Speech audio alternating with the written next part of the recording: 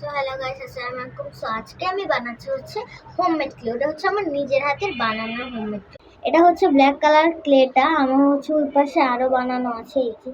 তো চলেন দেখে আসি, ওখানে হচ্ছে আরো কালারের ক্লে আছে। তো চলেন, হচ্ছে এখানে রাখা আছে, আমি এখন যাচ্ছি। তো ওইটা এখন হচ্ছে এখানে রাখা আছে। তো সো এখানে হচ্ছে আরো ক্লে আছে। এটা হচ্ছে অরেঞ্জ কালারের ক্লে, কিছুক্ষণ আগে আমি বানালাম। সো এখন আমি হচ্ছে এটা খুলছি, মানে আর কি বের করছি।